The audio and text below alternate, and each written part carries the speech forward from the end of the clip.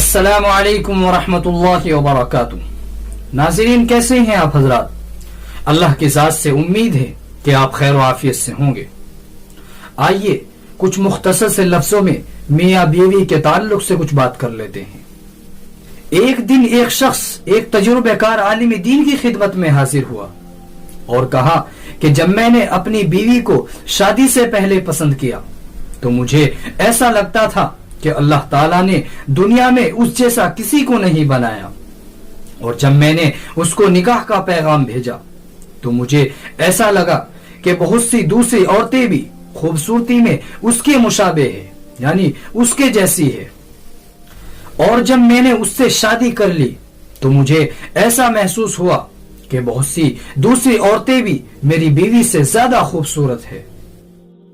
پھر اس کے بعد جب ہماری شادی کو بہت عرصہ گزر گیا تو مجھے کچھ دن کے بعد محسوس ہوا کہ دنیا کی تمام ہی عورتیں میری بیوی سے زیادہ خوبصورت اور بہتر ہے۔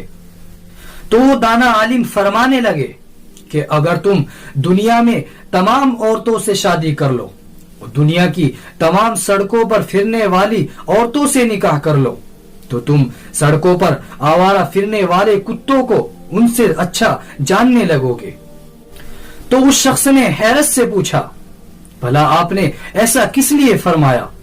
تو وہ دانا عالم فرمانے لگے کہ مسئلہ تمہاری بیوی کا نہیں ہے، مسئلہ یہ ہے کہ جب انسان کو حریص نفس اور بھٹکتی آنکھیں اور اللہ کے خوف سے دل خالی ہو گیا ہو تو ان کی آنکھوں کو قبر کی مٹی کے علاوہ کوئی چیز نہیں بھر سکتی۔ اے انسان، تیرا مسئلہ یہ ہے تو اللہ تعالیٰ کی حرام کردہ چیزوں سے اپنی نگاہوں کی حفاظت نہیں کرتا۔ کیا میں تمہیں ایک ایسا عمل نہ بتاؤں جس سے تمہاری بیوی تمہیں ہر روز اول کی طرح محبوب لگنے لگے؟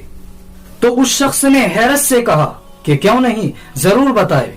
تو وہ دانا عالم فرمانے لگے کہ اپنی نگاہوں کو جھکا کر رکھو، کیونکہ اللہ تعالیٰ کا فرمان ہے قُلْ لِلْمُؤْمِنِينَ يَغُضُّوا مِنْ أَبْصَارِهِمْ وَيَحْفَظُوا فُرُوجَهُمْ ذَلِكَ أَزْكَىٰ لَهُمْ إِنَّ اللَّهَ خَبِيرٌ بِمَا يَصْنَعُونَ۔